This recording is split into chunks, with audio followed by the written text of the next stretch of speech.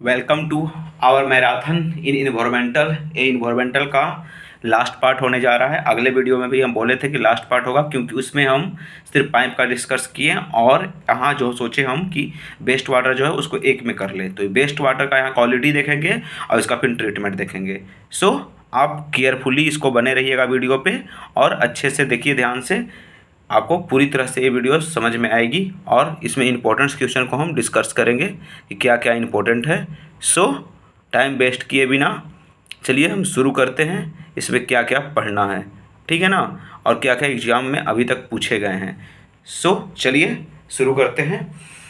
It is a combination of water and liquid waste is known as waste water. कहने का मतलब है कि वेस्ट वाटर जो होता है ना, वो कम्बिनेशन होता है वाटर का एंड लिक्विड वेस्ट का। वाटर का एंड लिक्विड वेस्ट का जो कम्बिनेशन होता है ना, उसे हम वेस्ट वाटर कहते हैं। सीधी बात है, बहुत जड़ी बात नहीं तो नहीं है इसमें कि समझना है कुछ।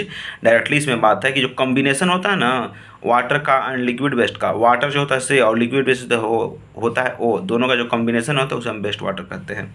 चलिए आगे देखते हैं क्या क्या है। जो इम्पोर्टेंट है उसी को हम देखेंगे, जैसे इम्पोर्टेंट है जो स्टार मारा हुआ है उसी को हम देखेंगे।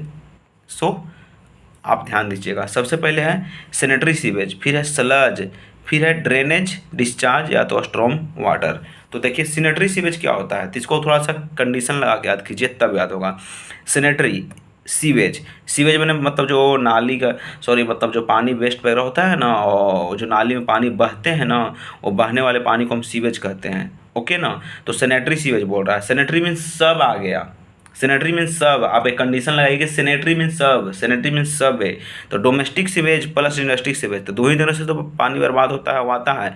एक डोमेस्टिक से आता है घरों में से, वो इंडस्ट्रियल में आता है। तो सैनिटरी सीवेज बोला तो सभी को ले लीजिए, जैसे इंडस्ट्रियल को ले लीजिए और डोमेस्टिक को ले लीजिए। तो डोमेस्टिक सीवेज के और इंडस्ट्रियल सीवेज का जो कम्बिनेशन होता है ना, उसे हम सैनिटरी सीवेज बोलते हैं। तो आपको याद हो गया होगा कि सैनिटरी सीवेज में सब आ जाता है, डोमेस्टिक सीवेज आता है और इंडस्ट्रियल सीवेज आ जाता है, उसे हम सैनिटरी सीवेज कहते हैं। आगे आया sludge. It is a combination of the kitchen and bathroom. जो कम्बिनेशन होता है ना किचन एंड बाथरूम वेस्ट का, जैसे मैंने स्लज बोला, जैसे स्लज को छोटा भाषा याद रखिए, जैसे किचन भी छोटा होता है, बाथरूम वगैरह भी छोटा होता है, छोटा बात से मतलब याद रखिए स्लज जो छोटा है, स्लज जो छोटा होता है। तो किचन वेस्ट का बाथरूम वेस्ट का, जो किचन होता है वहाँ का वेस्ट और बाथरूम का वेस्ट जो होता है ना, उसको हम स्लज बोलते हैं। ओके, आ गया ड्रेनेज डिस्चार्ज और स्टॉर्म वाटर। तो रेन वाटर जो होता है उसी को बोलते हैं, जो रेन वाटर जो होता है ना बारिश का पानी, उसको बोलते हैं ड्रेनेज डिस्चार्ज या तो स्टॉर्म वाटर। ओके, तो ये 3 पॉइंट आपको ध्यान में रखना था, तीनों पॉइंट को हम अच्छे से समझा दिए हैं। अब आगे बढ़ते हैं। ओके, सो ये 3 पॉइंट पूछा गया है कई अलग अलग क्वेश्चंस और कई अलग अलग एग्जाम में। ओके ना, अब आया सीवर। तो सीवर आप जानते होंगे, सीवर क्या होता है। सीवर जो होता है, सीवर मीन्स डायरेक्टली आप याद रखिए, सीवर मीन्स होता है नाली। सीवर मीन्स नाली होता है। Sewer is a pipe which is use to carry sewage. कहने का मतलब जो सीवेज जो होता है, सीवेज जो वेस्ट वाटर वगैरह होता है ना, सीवेज उसको हम सीवेज बोलते हैं। जो सीवेज को ढोने के लिए जो यूज होता है ना, जो कैरी करता है, ढो कर ले जाता है, उसको बोलते हैं सीवर बोलते हैं। तो इसका डेफिनेशन डायरेक्टली याद रखना है कि sewer is a pipe which is use to carry sewage को कैरी करने के लिए जो यूज होता है उसे हम सीवर बोलते हैं। ओके, इसका डाया याद रख लीजिए 15 से 300 सेंटीमीटर हो जाता है। सीवर जो होता है ना, सीवर उसका डाया 15 से 300 सेंटीमीटर तक हो सकता है, ये बात ध्यान रखना है आपको। आगे है sewage system, method of the collecting treatment and disposal of the treatment sewage is known as sewage system. मतलब जो भी पानी कलेक्ट करते हैं उसके बाद उसके बाद सीवर से हम डिस्ट्रीब्यूट कर देते हैं, तो उसको हम बोलते हैं सीवेज। ओके, अब आता है कुछ खास पॉइंट जो नीचे हैं, सबसे पॉइंट नीचे वाला में देखिए। टोटल सॉलिड्स जो होता है ना, टोटल सॉलिड्स, उसमें टोटल सॉलिड्स में अलग अलग बातें बताया गया है। पहले होता है सेटलमेंट सॉलिड, फिर आता है डिसॉल्व्ड सॉलिड्स, फिर होता है सस्पेंडेड सॉलिड। तो तीनों के बारे में बात करना है। सस्पेंडेड सॉलिड होता है सस्पेंडेड सॉलिड होता है नीचे, फिर डिसॉल्व सॉलिड है, फिर सेटेबल सॉलिड है। तो जैसे देखिए यहाँ पे सेटेबल जो सेटल हो जाता है, नीचे जो सेटल होता है वो सेटेबल सॉलिड 25% होता है, और डिसॉल्व जो उसमें घुला हुआ रहता है पूरी तरह से, डिसॉल्व सॉलिड 50% होता है। सस्पेंडेड जो होता है सो 25% होता है। आई मीन जो एस से है ना वो 25% है, और डी से है जब पूरा 50% है। ओके, जैसे डी भी 5 की तरह दिख रहा है और डिसॉल्व भी 5 की तरह दिख रहा है, तो डिसॉल्व जो होगा ना 50% होगा, और सेटेबल जो होगा 25% होगा, और सेटेबल उसके बाद सस्पेंडेड जो होगा वो भी 25% होगा, और जो डिसॉल्व होगा उससे 50% होगा। ओके, आगे देखिए क्या पॉइंट्स है। देखिए जैसे मैंने यहाँ पे एक बात लिखा हुआ है जो थोड़ा सा आप समझ लीजिए, काम की बातें हैं।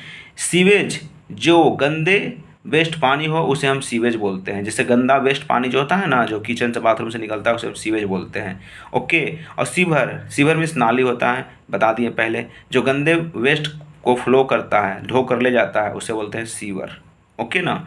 अब अगला पॉइंट है अपना, देखिए यहाँ पे बहुत बड़ी अच्छी बात लिखा हुई है कि 80% of water supply in goes in the sewer. कहने का मतलब जो सप्लाई वाटर जो होता है ना, सप्लाई वाटर जो आता है हम लोग के घरों में, जो सप्लाई वाटर आता है उसका जो 80% जो होता है ना, वो सीवर में जाता है। आई मीन 80% नाली में जाता है। तो आपसे क्वेश्चन पूछा जा सकता है कि जो सप्लाई वाटर होता है उसका 80% आपको कहाँ जाता है? सीवर में, नाली में। ओके, अब आगे पॉइंट है, sewage consist more than 99% of water and less than 0.1% of solids. कहने का मतलब है कि जो बेस्ट वाटर जो होता है ना, बेस्ट वाटर, उसमें 99% आपका वाटर होता है और 0.1% आपका सॉलिड्स होता है। तो आपसे पूछ सकता है कि जो बेस्ट वाटर होता है ना, उसमें कितना परसेंट आपका वाटर होता है? तो 99% वाटर होता है, 0.1% आपका सॉलिड्स होता है। ओके, अब आता है आगे केमिकल वाटर क्वालिटी पैरामीटर। तो केमिकल वाटर क्वालिटी पैरामीटर में मस्ट पॉइंट बातें हैं, वो भी ध्यान से आपको स्टडी करना पड़ेगा। इसमें अच्छी अच्छी बातें हुई हैं।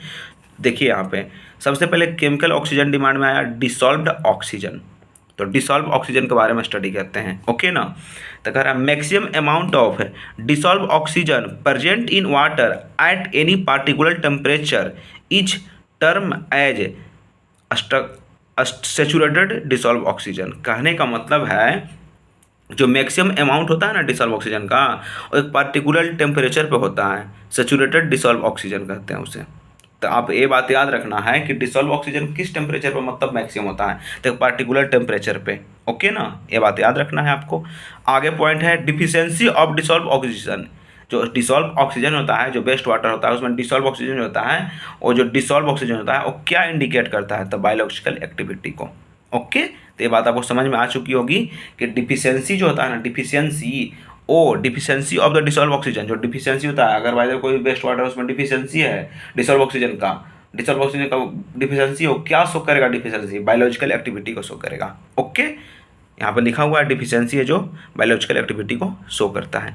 आगे पॉइंट है minimum amount of dissolve oxygen available in the water body from survival aquatic life is 4 ppm। कहने का मतलब minimum amount of dissolve oxygen, अगर बाय द वे कोई पानी है उसमें मिनिमम अमाउंट है डिसॉल्व ऑक्सीजन का, ज़्यादा नहीं है, minimum amount of dissolve oxygen present in water, तो उसका इक्वेटिक लाइफ कितना होता है? 4 ppm हो जाता है। इक्वेटिक लाइफ कितना हो जाता है? इक्वेटिक लाइफ 4 ppm हो जाता है। इक्वेटिक लाइफ कितना होता है? 4 ppm हो जाता है। आगे देखते हैं, आगे डायरेक्ट पॉइंट याद रखिएगा कि अगर टेम्परेचर बढ़ेगा तो डिसॉल्व ऑक्सीजन घटेगा। डायरेक्ट एक कॉमन सेंस लगाइए कि टेम्परेचर बढ़ा रहा है पानी का, तो उसमें से वाष्प बन के निकलता है ना, तो समझ जाइए उसमें से डायरेक्ट कॉमन सेंस लगाइए कि मतलब आपको टेम्परेचर बढ़ाइएगा तो वाष्प निकलता है, उसके साथ ऑक्सीजन भी निकल जाएगा। तो आपका टेम्परेचर बढ़ेगा तो क्या होगा? डिसॉल्व ऑक्सीजन घटेगा। ओके, आगे बोलते हैं जो पॉइंट उसको ध्यान रखिएगा। Dissolve oxygen water bodies are computed means गणना करना, कंप्यूटेड मीन्स गणना करना, computed by using Winkler method. कहने का मतलब है कि dissolve oxygen water bodies are computed by the using Winkler method. तो कहने का मतलब है डायरेक्टली आपको पूछा जाएगा कि डिसॉल्व ऑक्सीजन जो होता है ना, उसे कैसे गणना करती हो तुम या कैसे करोगे? तो विंकलर मैथड से। तो डायरेक्ट आपको विंकलर मेथड कहाँ यूज होता है? तो डिसॉल्व ऑक्सीजन को गणना करने में। अब आगे पॉइंट बता दे रहे हैं, डायरेक्टली याद रखिएगा कि अगर डिसॉल्व ऑक्सीजन अब्सेंस रहेगा तो वो व्हाइट रहेगा, और डिसॉल्व ऑक्सीजन प्रेजेंट रहेगा तो ब्राउन रहेगा। ये बात याद रख लेना है, ठीक है, छोटी सी बात थी। आगे देखते हैं क्या पॉइंट है। केमिकल ऑक्सीजन डिमांड, जैसे अगर डिसॉल्व ऑक्सीजन डिमांड, उसके बाद है केमिकल ऑक्सीजन डिमांड। तो देखिए केमिकल ऑक्सीजन डिमांड में क्या कहानी हो रही है। Amount of oxygen required for the decomposition of both, ध्यान दीजिएगा, amount of oxygen required for decomposition of both biodegradable as well as non biodegradable organic matter. कहने का मतलब है कि बायोडिग्रेडेबल जो होता है ना, मतलब वेस्ट वाटर में बायोडिग्रेडेबल होता है, नॉन बायोडिग्रेडेबल होता है, उसका डिकम्पोजिशन के लिए जितना ऑक्सीजन का रिक्वायरमेंट होता है उसे हम केमिकल ऑक्सीजन डिमांड कहते हैं। तो डायरेक्ट बात इसमें यही कहना है कि बायोडिग्रेडेबल और नॉन बायोडिग्रेडेबल ऑर्गेनिक मैटर है, उसका डिकम्पोजिशन के लिए जितना ऑक्सीजन का रिक्वायरमेंट होगा उसको बोलते हैं, डिकम्पोजिशन के लिए जो उतना रिक्वायरमेंट होता है उसको हम केमिकल ऑक्सीजन डिमांड कहते हैं। तो डायरेक्टली बात है कि बायोलॉजिकल और नॉन बायोडिग्रेडेबल जो होता है ना ऑर्गेनिक मैटर, उसको डिकम्पोजन के लिए जितना ऑक्सीजन का डिमांड होता है ना केमिकल ऑक्सीजन डिमांड कहते हैं। आगे आया point, it is the calculated by the adding potassium dichromate.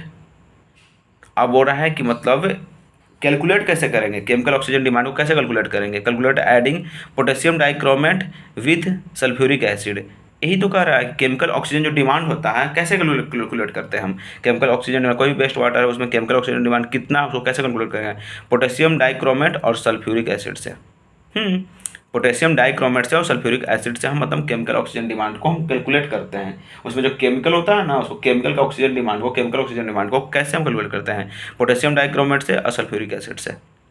Direct बात है, आंख बंद कीजिए, थोड़ा सा ध्यान लगाइए तब याद हो जाएगा आपको कि केमिकल ऑक्सीजन डिमांड है उसको कैसे हम कैलकुलेट करते हैं। तो सल्फ्यूरिक एसिड से और K2Cr2O7 पोटेशियम डाइक्रोमेट से। ओके, अब आता है अगला point, it is also known as a dichromate demand.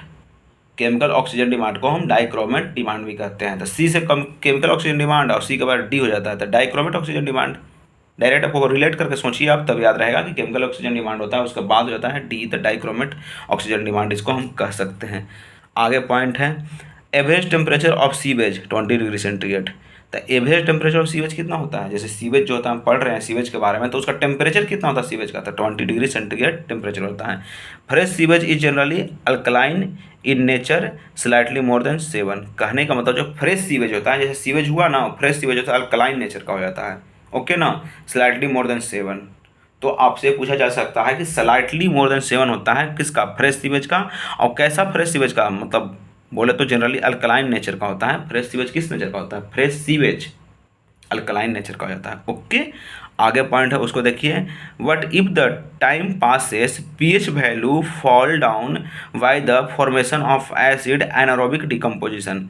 I mean कहने का मतलब है ना कि कुछ टाइम पास होने के बाद, कोई टाइम गुजरने के बाद आपका जो होता है ना ये सीवेज जो एसिडिक नेचर का हो जाता है। तो डायरेक्ट आप बात याद रखना है, आपको ये बात याद रखना है कि आफ्टर टाइम पास है sewage will be acidic in nature. तो सीवेज जो होता है एसिडिक नेचर का हो जाता है, ये बात आपको कंफर्म करना है कि कुछ टाइम पास होगा ना तो आपका सीवेज होता है एसिडिक नेचर का हो जाता है।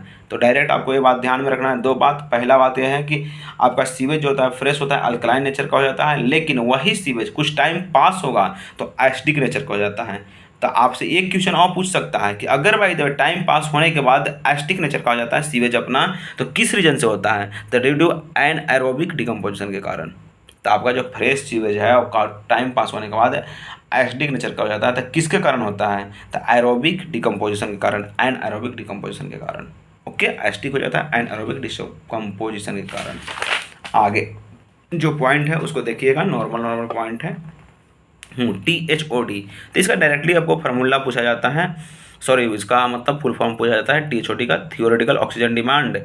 THOD को थियोरेटिकल ऑक्सीजन डिमांड कहते हैं। Okay, it exact formula correction organic matter. इसको हमको समझ में नहीं आया, भगवान आपको हिम्मत दे समझने का, हमको बस यही याद रखना है कि THOD जो होता है ना वो थियोरेटिकल ऑक्सीजन डिमांड होता है। ओके, आगे देखते हैं क्या है, TOC कार्बन कंटेंट के बारे में इसमें बताता है TOC में। तो इसका फुल फॉर्म क्या होता है TOC का, टोटल ऑर्गेनिक कंपाउंड। TOC का टोटल ऑर्गेनिक कंपाउंड होता है TOC का।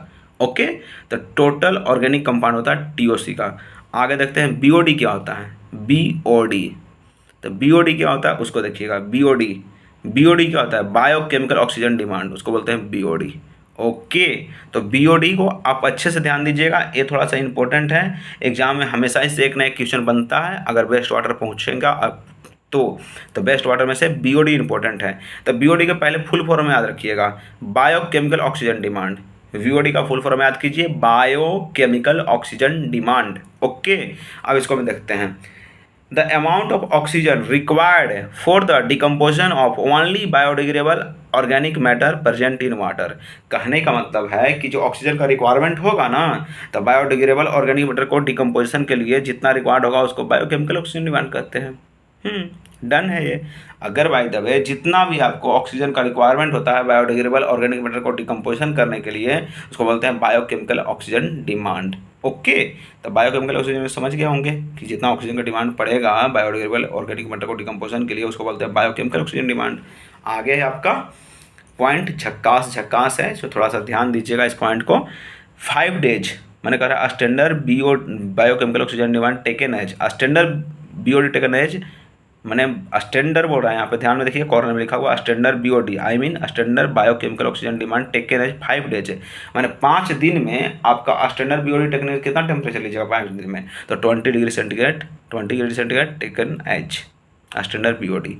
मैंने स्टैंडर्ड बीओडी जो होता है कितना लेते हैं यहाँ 5 days में, तो 20 degree centigrade. Okay, standard BOD 5 days, standard BOD 5 days 68%, तो किसके लिए? अल्टीमेट बीओडी के लिए, या तो 2/3 होता है। तो standard BOD taken as the ultimate biochemical oxygen demand 68%, ultimate कहेगा तो 68% या तो 2/3। ओके, आगे देखते हैं क्या पॉइंट है। बीओडी 5 days 68% होता है बीओडी अल्टीमेट का, बीओडी 10 days 90% होता है बीओडी अल्टीमेट का। ओके, अब आया बीओडी 5 days के लिए एक फार्मूला, ये फार्मूला पूछा जा सकता है। जैसे होता है डिसॉल्व ऑक्सीजन इनिशियली, फिर dissolve oxygen finally, multiple dilution ratio, ये हो जाता है फार्मूला बीओडी 5 days का। ओके, तो ये ध्यान में रखना है आपको कि बीओडी 5 days के लिए फार्मूला क्या होता है, तो BOD initial minus BOD final multiple dilution ratio, ये फार्मूला होता है बीओडी 5 days का। डिसॉल्व ऑक्सीजन इनिशियल होता है, डिसॉल्व ऑक्सीजन फाइनल होता है, मल्टीपल डाइल्यूशन रेशियो हो जाता है, डाइल्यूशन रेशियो हो जाता है। ओके ना, तो इसके लिए जो डाइल्यूशन रेशियो हुआ था, डाइल्यूशन फैक्टर हुआ, उसके लिए फार्मूला होता है। जो मल्टीपल में डाइल्यूशन किया है ना, उसी का डाइल्यूशन फैक्टर के लिए, तो डाइल्यूशन रेशियो का formula finally diluted volume of sample बटा initially volume of the sample, ये होता है डाइल्यूशन फैक्टर का, डाइल्यूशन रेशियो का finally diluted the volume of sample initially volume of the sample, ये हो जाता है। ओके, तो इसमें 2-3 पॉइंट हैं जो खास है, उसको रिपीट कर देते हैं, आपको ध्यान दीजिएगा। बीओडी जो 5 days होता है ना, स्टैंडर्ड जो बीओडी होता है 5 days पे 20 डिग्री सेंटीग्रेड होता है। ओके, वही तो बीओडी स्टैंडर्ड बीओडी अगर बीओडी अल्टीमेट का पूछेगा तो 68% हो जाता है, ज़्यादा 2/3 हो जाता है। और 5 days में 10 days में पूछेगा तो 90% हो जाएगा। बीओडी 5 days का फॉर्मूला क्या होता है, BOD dissolve oxygen initial, dissolve final, multiple dilution ratio, dilution ratio का है तो डाइल्यूशन फैक्टर का फॉर्मूला क्या होता है, finally diluted volume of the sample, finally diluted volume of sample, फिर dilution factor, initially dilution finally diluted the volume of sample to the initially volume of the sample, ये हो जाता है dilution ratio का, dilution factor का formula. Okay, अब आगे देखिए कुछ यहाँ पे फार्मूला है, उसको याद रखना होगा आपको। जैसे है formula for calculating the BOD of the at any time, मैंने किसी भी टाइम पर आपको बोलेगा कि बीओडी निकालना है तो फार्मूला क्या होगा, बीओडी टी और बीओडी टी बराबर फार्मूला आता है। जैसे बीओडी टी ये भी एल जैसा लग रहा है, तो रिलेट कीजिए कि बीओडी टी पूछेगा तो वो भी एल जैसा लगेगा, तो BOD T L note into 1 - 10 minus में के डी मल्टीपल टी, ये हो जाता है बीओडी किसी टाइम पे बीओडी पूछ रहा है। तो किसी टाइम पे बीओडी पूछ रहा है ना, तो क्या हो जाएगा, टी उसी तरह से होता है तो आगे जाएगा तो बराबर में उसी तरह से ले, बीओडी टी बराबर एल नोट इंटू 1 - 10 माइनस में के डी मल्टीपल टी, ये हो जाता है। फिर आगे है BOD T L note into 1 - E minus में के मल्टीपल टी, इस तरह से फार्मूला था बीओडी किसी टाइम पे। तो आंख बंद कीजिए और फार्मूला को ध्यान में लगाइए। तो बीओडी टी बराबर पूछा है ना, तो एल नोट होगा क्योंकि टी के चलते, इंटू में जाइए, इंटू में है क्या, इंटू में जैसे मैंने एल नोट लिखे तो 1 जैसा हो जाएगा, 1 - 10 और 10 के पावर माइनस में के डी मल्टीपल टी। ओके, अब आया बीओडी टी पे, फिर एल नोट वहाँ भी होगा, फिर 1 - ई हो जाएगा, 1 - 10 नहीं 1 - ई होगा, फिर ऊपर में माइनस के मल्टीपल टी हो जाएगा। ओके, तो फार्मूला याद हो चुकी होगी। अब आगे देखते हैं, टी क्या है, टाइम है, के डी क्या आता है, के डी को ध्यान रखिएगा, बहुत सारा बात इसमें से, के डी पे डी ऑक्सीनेशन कांस्टेंट होता है, डी क्या आता है, डी ऑक्सीनेशन कांस्टेंट होता है। ओके, के क्या होता है, rate of constant 0.1 per day, अब के डी जो होता है डी ऑक्सीनेशन कांस्टेंट कितना होता है 0.434 के हो जाता है। डी ऑक्सीनेशन कांस्टेंट क्या होता है, डी ऑक्सीनेशन कांस्टेंट 0.434 के, ये होता है डी ऑक्सीनेशन कांस्टेंट। ओके, अब आगे देखते हैं formula of the calculated the deoxygenation constant at the any other temperature. ये जो डीऑक्सीनेशन कांस्टेंट पढ़े ना, टेम्परेचर जैसे यहाँ पे पढ़े हैं डीऑक्सीनेशन कांस्टेंट के डी, उसका जो होता है किसी भी टेम्परेचर पर कितना फार्मूला हो सकता है। तो पहले नंबर के डी का पूछा है ना, और किसी टेम्परेचर पर पूछा है, तो के डी को ट्रांसफर कीजिए। के डी हो गया, टेम्परेचर का बात किया था 20 डिग्री टेम्परेचर होगा इंटू 1.047 T-20। अगर बाय द वे पूछा है डीऑक्सीनेशन कांस्टेंट और टेम्परेचर की बात किया है, तो टेम्परेचर जैसे काम कीजिए। जैसे के डी टेम्परेचर पूछा है तो के डी लगाइए 20 डिग्री सेंटीग्रेड टेम्परेचर लगाइए इंटू 1.047 इंटू 1.047 के पावर T-20। ये फार्मूला होता है किसी टेम्परेचर पे। ओके, आगे बढ़ते हैं। K D will be higher at high temperature. कहने का मतलब है जो के डी होता है डीऑक्सीनेशन कांस्टेंट जो होता है हाई टेम्परेचर पे हाई होता है। ये बात आपको ध्यान रखना चाहिए। ओके, अब यहाँ पे 3 बात आया। जैसे हम बोले थे पहले कि टेम्परेचर बढ़ेगा तो बायोकेमिकल ऑक्सीजन डिमांड भी बढ़ेगा और डीऑक्सीनेशन कांस्टेंट भी बढ़ेगा। 3 बात हुआ सेट यहाँ पे कि अगर टेम्परेचर बढ़ा रहे हैं तो बायोकेमिकल ऑक्सीजन डिमांड क्या होता है, ये भी बढ़ता है। के डी क्या होता है, के डी क्या होता है, के डी डीऑक्सीनेशन कांस्टेंट भी बढ़ता है। तो ये ध्यान में हटा लीजिए कि टेम्परेचर बढ़ेगा तो बीओडी भी बढ़ेगा और टी भी बढ़ेगा। तो बीओडी और टी में अंतर है, बीओडी बढ़ेगा और टी भी बढ़ेगा अगर टेम्परेचर बढ़ेगा तो। ओके, अब आया बीओडी अल्टीमेट। तो बीओडी अल्टीमेट में खास बात है कि बीओडी अल्टीमेट है ना, ये ऑल टेम्परेचर मतलब remain same in all temperature. BOD जो अल्टीमेट होता है, जो बीओडी अल्टीमेट होता है किसी भी टेम्परेचर पे BOD ultimate is remain same at all temperature.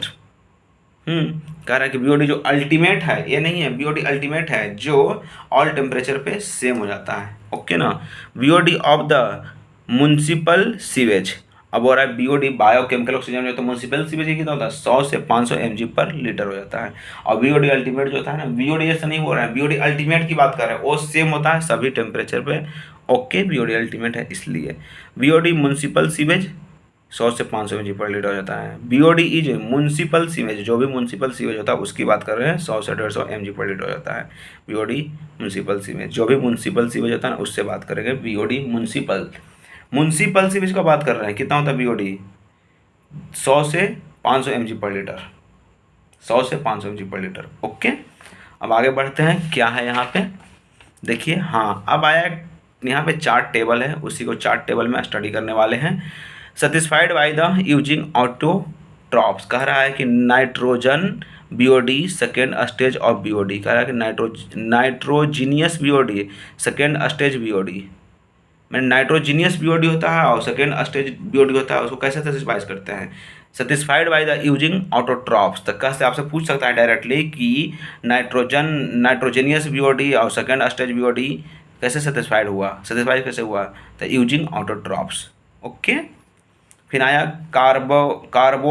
कार्बोनेटियस BOD and first stage BOD, इसको कैसे करते हैं, हेक्ट्रोट्रॉप्स करते हैं, उसको बोलते हैं ऑटोट्रॉप्स से, तो हेक्ट्रोट्रॉप्स से करते हैं। ओके, अब आता है इंपॉर्टेंट झक्कास बात यहाँ से।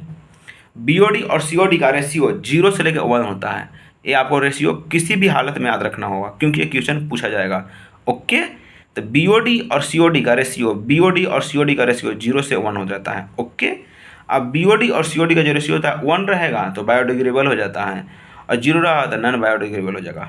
ओके, ये होता है बीओडी और सीओडी का रेशियो ऑर्गेनिक मैटर। बीओडी और सीओडी का रेशियो जो कितना हो जाता है 0 से 1 होता है। अगर 1 हुआ तो बायोडिग्रेडेबल होगा और 0 हुआ तो नॉन बायोडिग्रेडेबल होगा। ठीक है ना, 1 हुआ तो बायोडिग्रेडेबल और 0 हुआ तो नॉन बायोडिग्रेडेबल। ओके, अब सीओडी और टीओडी या टीओसी, यहाँ पे टी वाला में गड़बड़ है, कहीं पे देख लीजिएगा, लेकिन याद रखिए सीओडी और टीए से शुरू होगा। सीओडी और टीओडी 0.0 से लेकर 5.33 तक हो जाता है इसका वैल्यू। जैसे वहाँ पे कितना था बीओडी और सीओडी का 0 से लेकर 1 तक था ना, इसको 0 से लेकर 5.33 का, सीओडी और टीओडी का 0 से लेकर 5.33 हो जाता है, 0 से लेकर 5.33 हो जाता है। ओके, कितना हो जाता है सीओडी और टीओडी का 0 से लेकर 5.33 हो जाता है, 0 से लेकर 5.33, सीओडी और टीओडी 0.53, सीओडी और टीओडी 0 से लेकर 5.33 हो जाता है। कितना होता है ध्यान रखिए, बार बार एक ही पॉइंट को नहीं बोलना है। सीओडी और टीओडी होता है, उसका रेंज कितना होता है ध्यान लगाइए अच्छे से, 0 से लेकर 5.33 हो जाता है। ओके, एक ही बात को रट्टा मारे जा रहे हैं। आगे देखिए यहाँ पे, इट इज COD और TOD zero, it means organic compound can't be oxidise by K2Cr2O7। कहने का मतलब है COD और TOD का जो वैल्यू हो जाता है जीरो हो जाएगा, तो K2Cr2O7 से हम ऑक्सीडाइज नहीं कर सकते हैं। ओके, COD और TOD is minimum sewage consist methane. कहने का मतलब COD और TOD जो होता है, COD और TOD जो होता है 5.33 हो जाएगा, तो it means sewage consist methane, इसको कंसिस्ट मीथेन हो जाएगा। अगर बाय द वे COD और TOD जो होता है ना 5.33 होता है, वो मीथेन कंसिस्ट कर लेगा। ओके ना, जैसे में यहाँ जीरो हुआ तो इसको ऑक्सीडाइज नहीं कर सकते K2Cr2O7 से, लेकिन अगर बाय द वे 5.33 रहा तो consist methane, sewage consist methane. Sewage जो होता है ना मीथेन कंसिस्ट कर लेता है, सीवेज आपके पास सीवेज जो है ना मीथेन कंसिस्ट कर लेता है। कब? COD और TOD का वैल्यू जब 5.33 होगा ना, तो कंसिस्ट क्या कर लेगा? मीथेन। ओके, आगे देखते हैं क्या है। COD और TOD, फिर आया COD और TOD, उसी में अगर COD और TOD 2.66 हो जाता है, it means sewage consist organic matter. कहने का मतलब है COD और TOD 2.66 हो गया, 2.66 हो गया, तो it means sewage consist only organic matter. Okay, only organic matter, sewage consist only organic matter. कब? COD और TOD 2.6 है तो ऑर्गेनिक मैटर कंसिस्ट कर लेगा, ऑर्गेनिक मैटर कंसिस्ट कर लेगा। कब? जब COD और TOD 2.66 होगा, तो COD और TOD 2.6 हो जाएगा, तो और sewage consist organic matter consist कर लेगा। ओके, अब या BOD अल्टीमेट और COD less than equal to हुआ तो represent the quality of the sewage. कब? BOD ultimate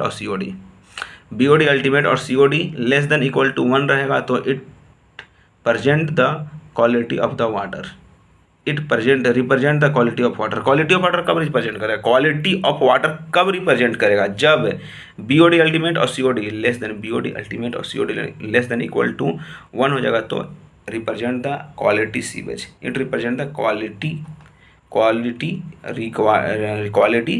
sewage. Quality of sewage कब होता है? लेस देन इक्वल टू इतना हो जाता है, तो COD 2.6 हो जाएगा, तो मीथेन कंसिस्ट है।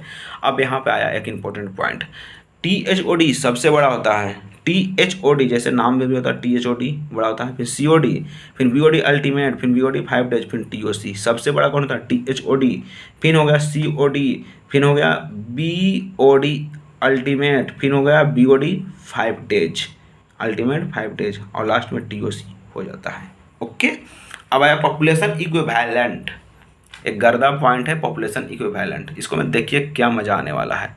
जैसे देखिए population equivalent point, it is used to find the strength of the industrial sewage. कहने का मतलब है डायरेक्टली आपसे पूछा जाएगा कि आपको स्ट्रेंथ पता करना है इंडस्ट्रियल सीवेज का, तो किसका यूज किया जाता है? पॉपुलेशन इक्विवेलेंट का यूज करेंगे। कब? It is use to find the strength of the industrial sewage. Strength of industrial, जो भी इंडस्ट्रियल सीवेज है उसका स्ट्रेंथ पता करने के लिए पॉपुलेशन इक्विवेलेंट का हम यूज करते हैं। कब? स्ट्रेंथ पता करने के लिए पॉपुलेशन इक्विवेलेंट का हम पता करते हैं, पॉपुलेशन इक्विवेलेंट के लिए। ओके, पॉपुलेशन इक्विवेलेंट के लिए फॉर्मूला कहता है BOD 5 डेज इंडस्ट्रियल सीवेज बटा में BOD 5 डेज डोमेस्टिक सीवेज, ये होता है population equivalent. BOD 5 days of industrial sewage, BOD 5 days as domestic sewage, इतना हो जाता है आपको पॉपुलेशन इक्विवेलेंट के लिए फार्मूला। पॉपुलेशन इक्विवेलेंट फार्मूला कहता है BOD 5 days industrial sewage, BOD 5 days domestic sewage, यही तो चलता है। पॉपुलेशन इक्विवेलेंट में क्या होता है? BOD 5 days industrial sewage, BOD 5 days domestic sewage. Okay, अब आता है average standard BOD of domestic sewage is 80 gram per capita पर लीटर हो जाता है। Okay, standard BOD domestic sewage is 80 gram per capita per day हो जाता है आपका स्टैंडर्ड BOD। स्टैंडर्ड BOD कितना हो जाता है? स्टैंडर्ड BOD ना, स्टैंडर्ड BOD क्या था? डोमेस्टिक सीवेज एंड BOD जो था स्टैंडर्ड BOD डोमेस्टिक सीवेज के लिए कितना होता है? 80 ग्राम पर कैपिटा पर डे हो जाता है। 80 ग्राम पर कैपिटा पर डे हो जाता है, कितना होता है? स्टैंडर्ड बोल रहे हैं, स्टैंडर्ड BOD 80 ग्राम पर कैपिटा पर डे हो जाता है। ओके, अब रिलेटिव स्टेबिलिटी होता है, तो रिलेटिव स्टेबिलिटी को हम आगे देखते हैं क्या क्या पॉइंट है। तो रिलेटिव स्टेबिलिटी में कुछ खास पॉइंट नहीं है, पहला ही फार्मूला हो जाता है O2 available in the effluent, O2 required for the first stage of BOD, ये हो जाता है स्टेबिलिटी के लिए। तो relative stability is calculated by the 20 degree centigrade temperature पे और 37 डिग्री टेम्परेचर पे। रिलेटिव स्टेबिलिटी कितने पे कैलकुलेट करते हैं? 20 डिग्री सेंटीग्रेड टेम्परेचर पे और 37 डिग्री टेम्परेचर पे कैलकुलेट करते हैं, 20 पे और 37 पे। ओके, रिलेटिव स्टेबिलिटी के लिए हम फार्मूला आ जाता है, ध्यान से देखिएगा, 100 उसी के अनुसार से 1 कर दिया, 100 इंटू 1 माइनस 0.794 के पावर T20, और यहाँ पे कह रहा था एक यहाँ पे 100 इंटू 1 इंटू 0.630 T37। ओके, अब कुछ पॉइंट आता है यहाँ पे, वो ध्यान लीजिएगा कौन सा ध्यान देना है कि डीऑक्सीनेशन कांस्टेंट क्या होता है। तो टैप वाटर होता है ना, उसका डीऑक्सीनेशन कांस्टेंट होता है less than equal to 0.05। Surface water का 0.05 से लेकर 0.1 तक, सरफेस वाटर का, सरफेस जो वाटर होता है ना उसका डीऑक्सीनेशन कांस्टेंट क्या होता है 0.05 से 0.1 तक होता है। म्युनिसिपल वेस्ट वाटर 0.1 से 0.15 तक होता है म्युनिसिपल वेस्ट वाटर। म्युनिसिपल है ना, 0.1 से 0.5 तक हो जाता है। स्ट्रीटेड सीवेज इफ्लुएंट 0.05 से 0.1 तक। ओके, सीवेज 0.05 से 0.1 तक। ओके ना, आगे देखते हैं क्या होने वाली है। आगे अपना धमाल मचाएंगे, लास्ट वीडियो ये भी नहीं हुआ, अपना धमाल मचाएंगे। इसी का दूसरा पार्ट बेस्ट वाटर का ही है, तो ट्रीटमेंट ऑफ बेस्ट वाटर आगे हम देखेंगे, यूनिट नंबर 7। आपका 30 मिनट का वीडियो कंप्लीट हुआ। सो थैंक यू, मिलते हैं अगले वीडियो में, और एक लास्ट वीडियो में देखेंगे क्वेश्चन इसका इन्वायरमेंटल का। So bye, good night, sweet dreams.